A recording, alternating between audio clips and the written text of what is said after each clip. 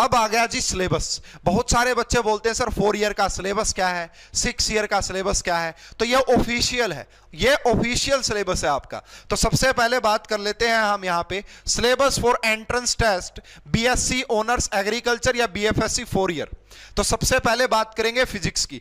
तो पूरी 11 12 की फिजिक्स, पूरी 11 12 की फिजिक्स आपका सिलेबस है भाई। जो कंपटीशन का टॉपिक होते हैं वो सारा देख सकते हैं यहां पे। Introduction and measurement, description of the motion in 1 dimension, motion in 2 and 3D, है ना, laws of motion, work energy power, rotational motion, gravitation, properties of matter, heat and thermodynamics, oscillation, wave. अगर आप पहले 11 की बात करोगे तो ये 11th क्लास की यूनिट होती है फिजिक्स में।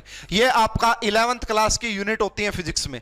Electrostatic, current, electricity, thermal and chemical effect of current, magnetic effect of current, magnetism, है ना, ऑप्टिक्स, ये सब जो पार्ट है ये 12th। यानी कि 4 ईयर के लिए अगर आप बात करोगे, 4 ईयर के लिए बात करोगे या बीएफएससी के लिए बात करोगे तो पूरी फिजिक्स 11 12th की, ये आपका ऑफिशियल सिलेबस है, ये आपका ऑफिशियल सिलेबस है। उसके बाद केमिस्ट्री का सबसे बड़ा पोर्शन रहता है यहां पे जो लिखा गया है सिलेबस में। सबसे पहले देखो atoms, molecules, chemical, arithmetic, elements and there occurrence, जिसे हम मेटलर्जी बोलते हैं, metallurgy, state of matter 11th class की फिजिकल केमिस्ट्री का topic, atomic structure 11th class में पढ़ाया जाता है, पीरियोडिक प्रॉपर्टीज 11th क्लास में पढ़ाया जाता है, केमिकल बॉन्डिंग 11th क्लास में पढ़ाया जाता है, कार्बन एंड इट्स कंपाउंड, ये ऑर्गेनिक से जोड़ सकते हो, एनर्जेटिक, जो भाई थर्मोडायनेमिक्स में डिफरेंट डिफरेंट जिसे हम थर्मोकेमिस्ट्री बोलते हैं वो हो गया,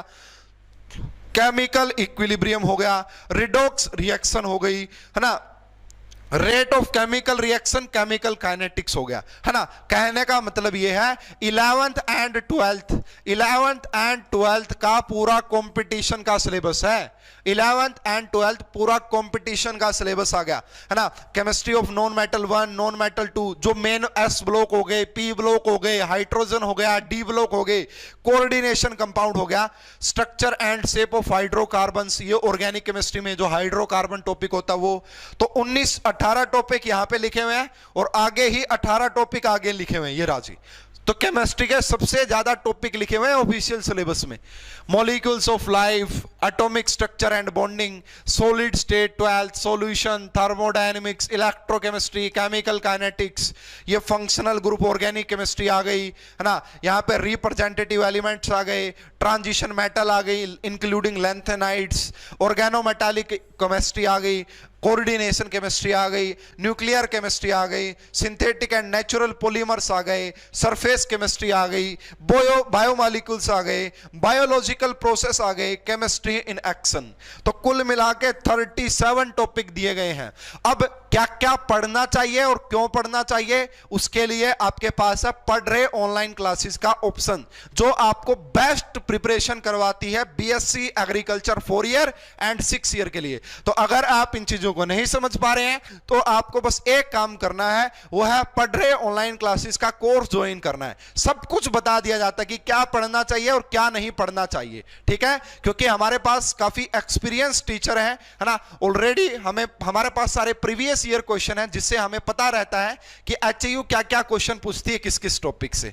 नेक्स्ट अब हम आगे चलते हैं जी। ये बायोलॉजी का सिलेबस आ गया। तो यहां पे लिविंग वर्ल्ड हो गया, यूनिटी ऑफ लाइफ हो गया, डाइवर्सिटी ऑफ लाइफ हो गया, ऑर्गेनिज्म एंड एनवायरनमेंट हो गया, multi cellularity, structure, function, plant life, animal life, continuity of life, origin and evolution of life, application of biology. अब ये दिखने में छोटे छोटे टॉपिक लग रहे होंगे, आपको नाम लग रहे होंगे, लेकिन ये बहुत बड़ी यूनिट है। पूरी 11th और 12th क्लास की बायोलॉजी है। ये भी आपका 11th और 12th क्लास की बायोलॉजी है, ठीक है। उसके बाद चलते हैं मैथमेटिक्स पे।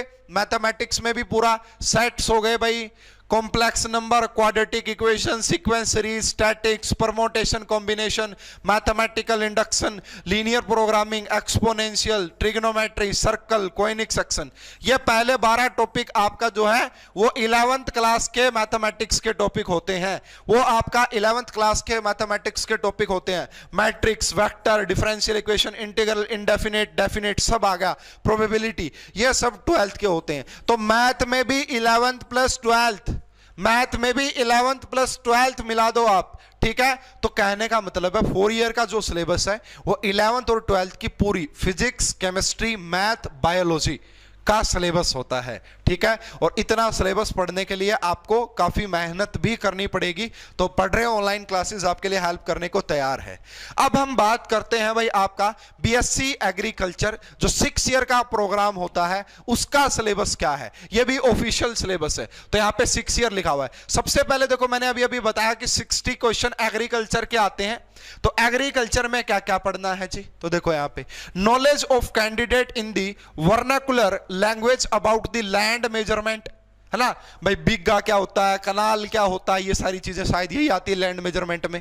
Cultivation of various rabi and kharif field crops, fruits, vegetable crops, है ना। Classification of crops, manure and fertilizer, farm hand tools, implement and farm machinery, weed क्या होता है, weeds, irrigation, seeds, rural institute and programme, livestock production management, general agriculture and allied activities. तो कुल मिला के ये आपका एग्रीकल्चर का सिलेबस रहता है। इसके अलावा भी बहुत सारी एनिमल हस्बेंड्री से भी क्वेश्चन आते हैं, हालांकि यहां पे मेंशन नहीं किया गया है ना। एनिमल हस्बेंड्री से भी क्वेश्चन आते हैं। साइंस की बात करोगे तो 10th क्लास की साइंस 40 क्वेश्चन आते हैं। टॉपिक मैं बता देता हूं यहां पे देखो, ये केमिस्ट्री का टॉपिक आ गया, केमिकल रिएक्शन एंड इक्वेशन पहला टॉपिक, एसिड बेस सोल्ट दूसरा टॉपिक, मेटल नॉन मेटल तीसरा topic, carbon and its compound ये भी। तो पहले कहने का मतलब है 10th क्लास की पूरी साइंस, 10th क्लास की पूरी साइंस आती है, फिजिक्स, केमिस्ट्री एंड बायोलॉजी। तो ये आपका 6 ईयर का सिलेबस रहता है, ये आपका 6 ईयर का